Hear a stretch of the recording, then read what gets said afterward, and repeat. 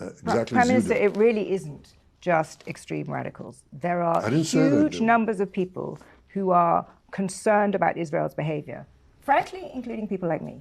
Well, you know, Friends of Israel who I are think that if concerned. Britain was invented for... You've been accused of being a war criminal. That if you went to go to several countries in Europe, you're going to get arrested. This is not just mad campus radicalism.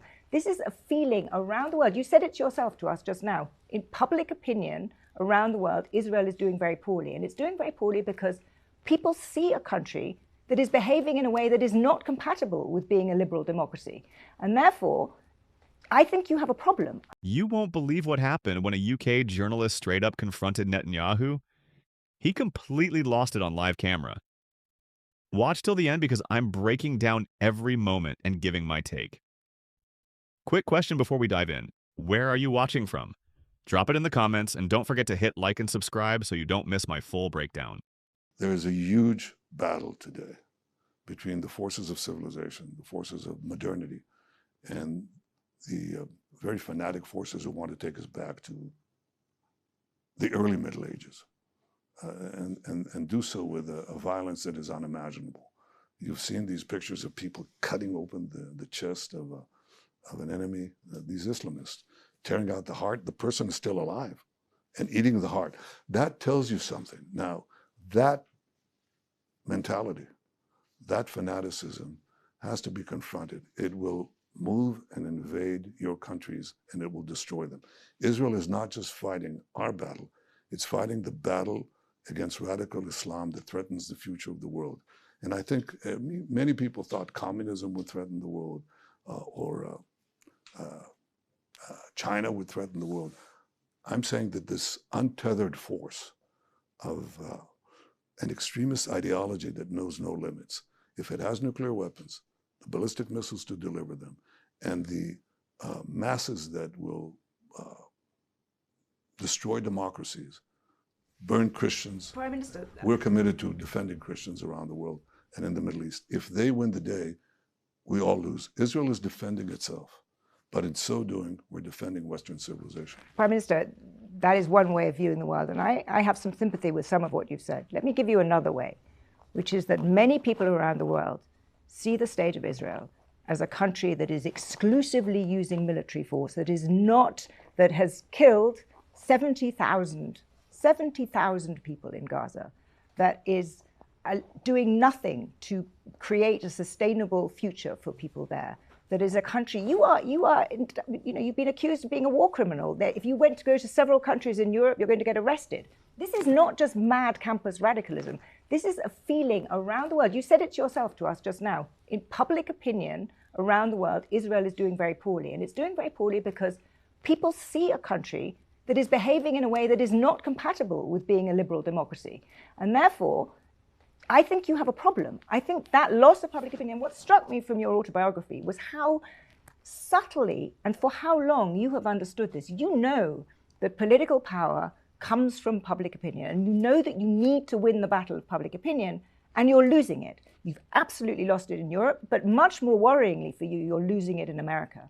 And I think that what you've just told me about fanaticism is true in part, but it is not going to shape public opinion. People are going to roll their eyes and say, he's saying that anybody who says anything critical about Israel is anti-Semitic. He's giving this large, this story about fanaticism, and he's not accepting the fact that Israel is behaving in a way that we think is incompatible with the kind of liberal democracy that he claims to be. Well, the liberal democracies that fought the battles from World War II to Afghanistan to Iraq and so on, the ratio of combatants to non-combatants killed was 6-1, 7-1. In Gaza, because Hamas was forcing people to stay in urban areas at gunpoint, the ratio is about 1.5-1.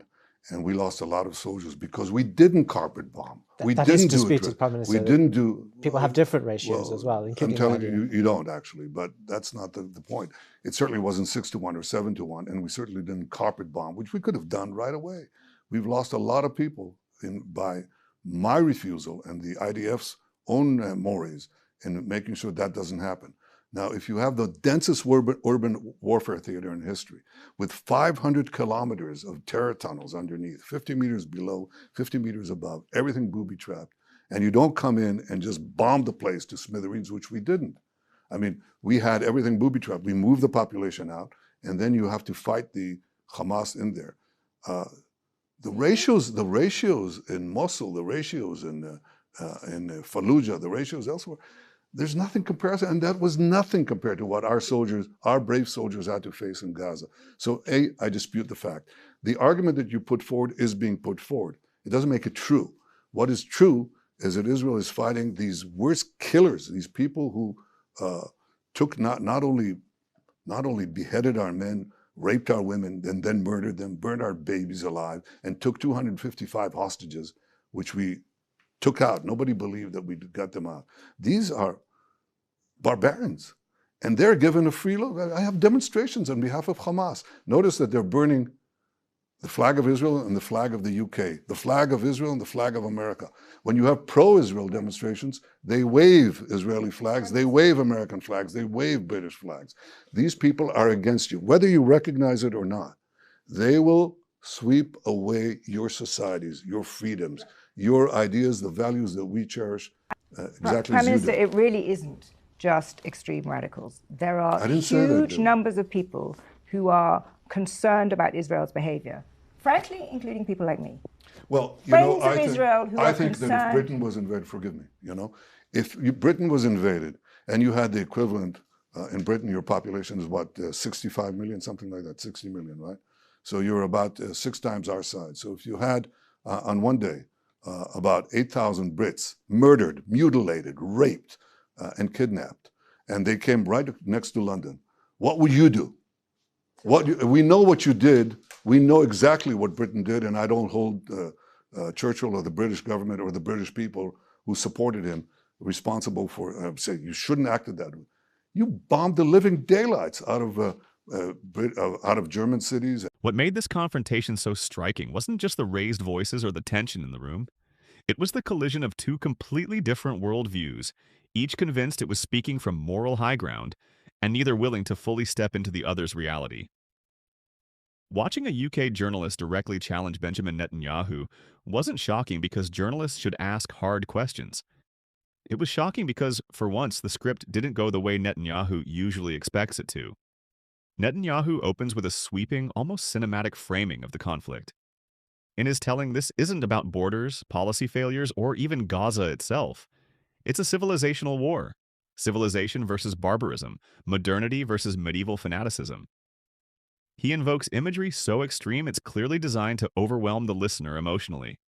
Militants tearing out hearts, eating them while victims are still alive. Whether or not those specific images are representative, the intent is clear. This is shock and awe rhetoric. He wants the audience to feel fear before they feel doubt. And it's a strategy he's refined over decades. By framing Hamas and by extension Israel's enemies as an existential, almost supernatural evil, Netanyahu places Israel not just as a nation defending itself, but as the frontline soldier for Western civilization itself. He isn't just asking for understanding, he's demanding allegiance. If Israel falls, he says, you fall. Your freedoms fall. Your democracies burn. Christians will be hunted. The world slides backward into chaos. It's an argument designed to leave no room for nuance. You're either with him or you're naive, or worse. The journalist doesn't deny that fanaticism exists. In fact, he explicitly says he has sympathy for parts of Netanyahu's argument. That's what makes the challenge so effective. This isn't a heckler. This isn't a radical protester. This is someone engaging in good faith and still saying, you have a problem. And that problem is public opinion. The journalist calmly lays out what Netanyahu is trying desperately to deflect. Across Europe, across much of the world, Israel is no longer seen as a liberal democracy acting within moral bounds. It's seen as a military power that has killed tens of thousands of civilians, flattened Gaza, and offered no credible vision for what comes next. Whether Netanyahu agrees with that perception almost doesn't matter. Politics doesn't run on what you believe is fair. It runs on what people believe is true. This is where Netanyahu visibly bristles. He's deeply aware of the power of public opinion. His own autobiography makes that clear, but he can't accept the idea that Israel's loss of moral standing might be self-inflicted. Instead, he defaults to a familiar defense. Criticism of Israel is exaggerated, manipulated, or rooted in hostility toward Jews. He doesn't explicitly say anti-Semitism here, but the implication hangs in the air. The journalist calls this out directly, saying people will simply roll their eyes at that framing. And he's right. For many observers, that argument no longer persuades, it alienates. Netanyahu's response is to shift from morality to math. He brings up casualty ratios, comparing Gaza to conflicts like World War II, Iraq, Afghanistan, Mosul, and Fallujah. He argues that Israel's combatant-to-civilian casualty ratio is historically low, especially given the density of Gaza and Hamas's alleged use of civilians as human shields. He insists Israel could have carpet-bombed Gaza into oblivion, but chose not to, even at the cost of Israeli soldiers' lives. This is where the conversation becomes deeply uncomfortable because both sides are talking past each other. Netanyahu is arguing legality and military ethics. The journalist is arguing legitimacy and perception. Netanyahu says, "We didn't do worse things." The journalist is saying, "People think what you did was already too much." Those are not the same debate. When Netanyahu describes Hamas as barbarians, beheaders, rapists, baby killers, he's not inventing atrocities. October 7th was real, horrific, and traumatic. But the problem is how he uses that horror. Every time the journalist tries to bring the conversation back to Gaza's civilians, Netanyahu pulls it back to Hamas's crimes. Every civilian death becomes Hamas's fault. Every bomb dropped becomes a tragic necessity. There's no space left for Israeli agency, Israeli mistakes, or Israeli accountability. That's the moment the journalist pushes hardest. He points out that concern about Israel's behavior isn't limited to extreme radicals. It includes mainstream journalists, politicians, academics, and ordinary citizens who are not pro-Hamas, not anti-Israel by default, and not interested in burning Western democracies to the ground. They're simply disturbed by what they see. Netanyahu's refusal to meaningfully engage with that discomfort is precisely why public opinion keeps slipping away from him. Then comes Netanyahu's favorite hypothetical: what if Britain was invaded? It's a powerful rhetorical move. He asks the audience to imagine thousands of Brits murdered, raped, kidnapped in a single day. He invokes Churchill and the bombing of German cities, arguing that Britain responded with overwhelming force and wasn't morally condemned for it. He implies that critics are holding Israel to a standard no other nation has ever met. But this analogy has cracks. World War II didn't unfold under 24/7 global media scrutiny. Civilian deaths weren't live-streamed to smartphones. International law has evolved, expectations have changed, and most importantly, Britain's bombing of German cities is not universally celebrated today. It's debated, criticized, and morally interrogated. Using past excesses to justify present actions doesn't reassure critics. It confirms their fears. What Netanyahu seems unable or unwilling to grasp is that fear-based rhetoric no longer works the way it once did. Younger generations, especially in Europe and America, don't respond well to us versus them civilizational framing. They're skeptical of governments that dismiss civilian suffering as collateral damage, no matter the justification. When Netanyahu leans harder into apocalyptic language, he doesn't strengthen his case. He narrows his audience. And this is where the journalist truly lands his point. Netanyahu may be winning battles on the ground, but he is losing the story. In the modern world, wars are fought on timelines as much as on territory. Images shape narratives faster than speeches ever can. And no amount of invoking medieval barbarism can erase the visual reality of destroyed neighborhoods, dead children, and displaced families. Netanyahu's insistence that Israel is defending Western civilization might resonate with some, but for many others, it sounds like an excuse that avoids moral introspection. The confrontation doesn't end with a clear winner, but it does expose something important. Netanyahu isn't just angry at the journalist. He's angry at a world that no longer accepts his framing by default. He's angry that moral authority is slipping through his fingers, despite his certainty that Israel is right. And the journalist, for his part, isn't denying Israel's right to defend itself. He's saying that how you defend yourself matters, not just legally, but morally and politically. Ignoring that reality won't make it go away. It will only accelerate the isolation Netanyahu claims to fear. In the end, what made Netanyahu lose it wasn't the question itself. It was the implication behind it. That Israel's greatest threat right now might not be Hamas rockets or terror tunnels, but the growing belief that its actions no longer align with the values it claims to defend.